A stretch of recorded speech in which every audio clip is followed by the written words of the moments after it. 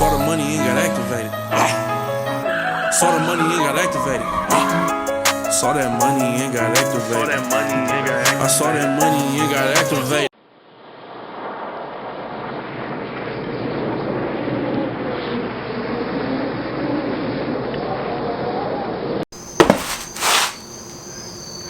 What is up, guys? Welcome back to another video. Today, working on the Hardbody again.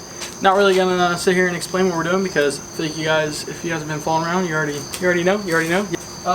But we're gonna do a quick little cleanup real quick because this garage is a complete nasty disaster. So I'm gonna start time lapse now.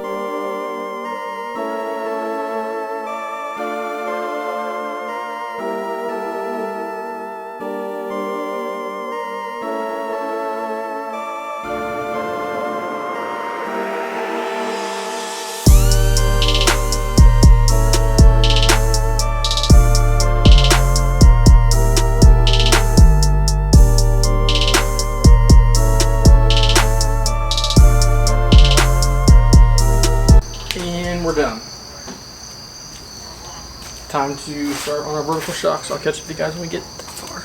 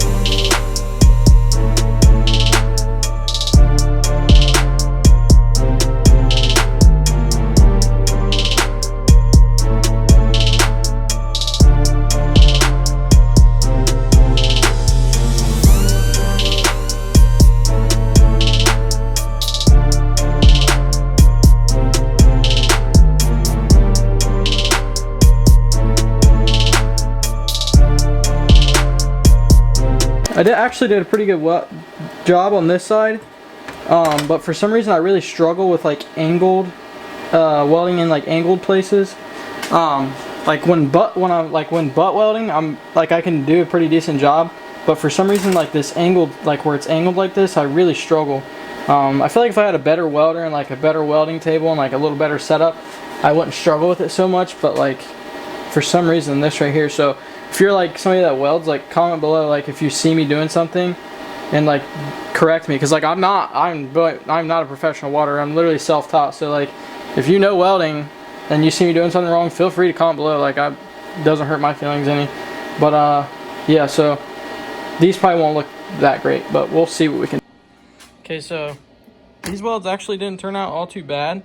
Now you'll see like right there and then right here at the end, the welder, or like the cord, I guess you could say, got like hung up and I jerked real hard, so it kind of threw me off right in those spots, which comes back to like having a good welding setup. So I'm not using that as an excuse. It's still my fault. So but yeah, not all that bad. Ew, why does that look like that? I think all the dust got on it, but really not all that bad. My welding skills are definitely starting to get better than what they used to be. So like I said though, if you're a welder and like you can like look at this and tell me what's going wrong right here, like if it like looks bad, comment below and like give me some advice. Like, you're not gonna hurt my feelings any. But now my welds are strong, so I don't want to hear nobody saying, oh, your car's gonna fall apart. The welds are strong, but I want to make them look good too, because like you can see this stuff. So like obviously I don't want somebody walking with my car like taking pictures of the welds like, dang, this dude like can't weld. But I would like to make them look prettier. So if you got some advice, just drop it below. Alright, so we got pretty much the only thing left we have to do is drill the holes for the shocks. But we got our piece on here. Got our piece on here. We just got to put the bolt in the washer on this side. We had a little bit of a oopsies. I'm sure some of you could probably guess what happened here, judging by looking at that over there. I had a really dumb moment. I'm not really mad about the tire. I'm mad that I was stupid enough to do that. So it was kind of hitting the tire, so I was like, okay, I'll just cut it off. Well, as I'm cutting it off, it's like kind of like putting pressure on the blade because it's starting to bend from the hitting the tire. So I'm like, okay, so I whack it with the hammer, right? As soon as I hit it with the hammer, all I hear is psh. So good news is they needed tires anyways, especially if we planned on drifting this thing. Bad news is that's even longer we have to wait to drive it, but it doesn't matter anyways because as soon as we finish the rear, we got to start on the front. So I already found a set of tires that are like pretty much brand new and they're stupid cheap and they're not far from me. Well, I don't have them yet. I'm waiting for the guy to respond, but yeah, it's looking sick. I really couldn't have, like, this is just looking so sick. Like, I'm so glad that this is turning out well. Obviously, you know, looks and everything, it's got to perform well. So, you know, we'll figure that out. But I've been measuring, like, I've been taking my time with this. I even freaking welded that onto the diff. Like, come on now. Like, that's just not something I would normally do. Like, that's just one of those things you kind of look over. But, like, I was like, you know what? Like, I'm going to do this right and do it once. Because with that moving around, I feel like it can kind of mess with, like, the brakes. I don't know. Plus, it could rub a hole in it. But it ended up kind of biting me in the butt because the shock is hitting the brake line right there. So we're going to have to cut my weld right here and then move it up farther on the diff. So that kind of bit me in the butt. But, oh well, we'll get that taken care of. But yeah, like this is just turning out so sick. Like, oh, I'm so excited. So I'm about to cut this one off. Hopefully I don't pop a hole in that tire. Not that it really matters at this point. But cut that end off, drill the holes for this. Hopefully that goes well because it's really a pain drilling into the angle piece of that. And then got to put our bushings on top of that. And we're done with the rear suspension. Well, we still have to put our anti-rat bar on, but that really shouldn't be that big of a process. We'll just pretty much be welding 2 tabs onto here and 2 tabs on there, putting the bar in between it. I think the biggest thing is like learning how to adjust it. Yeah, I'm kind of talking a lot, but yeah, so we're going to mark where these need to be drilled, pull this bar out, drill the holes, paint the bar, paint these boxes, and then put that in, tighten the shocks up. We'll probably have to cut that and move it. Very, very good news. The bearings on actually aren't bad.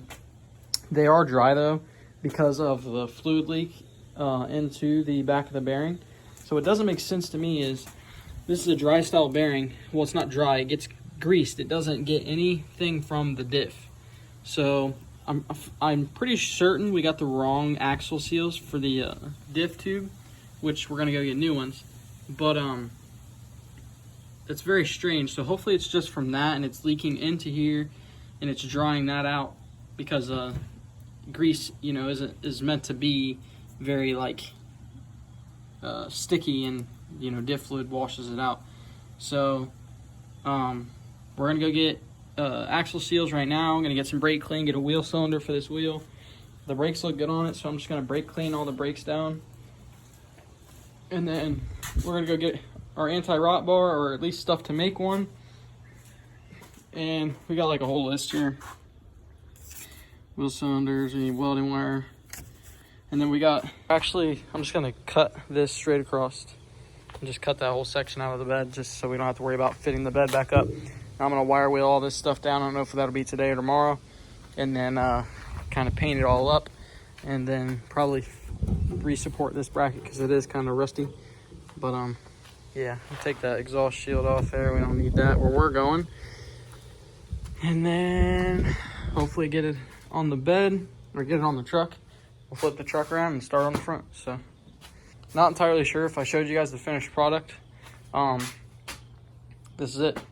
Looks really good. We're still gonna paint the diff. We're not gonna leave it like that. I just haven't messed it yet because I know we still have to weld on the top of it, and there's really no point in welding or painting it if we're gonna weld on it. So as soon as we make our anti-rot bar, that'll be yellow too. But we'll paint the diff black, and then everything back here will be looking brand spanking new. And then we're gonna get this bushing over here too, which I don't know if you guys knew that wasn't in yet, but most of this stuff's gonna come back apart so we can paint all of it. But yeah, and then we still gotta get a tire.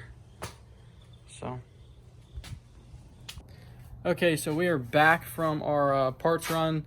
Unfortunately, the this bushing right here is an order only part from AutoZone, so we're just gonna get it online. The only reason we were gonna get it at AutoZone is because I thought we were gonna be able to get it today, but we're not. So that we'll have to wait. We'll just put a bolt and a washer on it now so that we can move the truck out of the garage to flip it around so we can work on the front of the truck. And then the axle seals are also on back order, so we'll have to order those. We'll just order them Amazon Prime, so they should get here pretty quick. So that's not a big deal. That's something we can do when the bed is on the truck, and that's not a big process or anything, and we can still drive the truck without the axle seals if needed. But the this right here, obviously we can't drive it like that, but we're gonna wire wheel the bed real quick before we lose daylight, and then kind of start painting it, and also cut this out across. And then after that, we will start fabbing up our anti-rat bar, which I'm kind of excited to do that because we're going to be definitely doing some ingenuity here because we didn't buy one. We're just going to make one. So I don't know. We'll see if it works. If not, we'll just go buy a fancy one. Okay, so we got the hole cut in the bed. Not exactly the most straight thing, but who even cares? All we can do is pray that this is in the right spot. So we went ahead and wire wheeled the bed.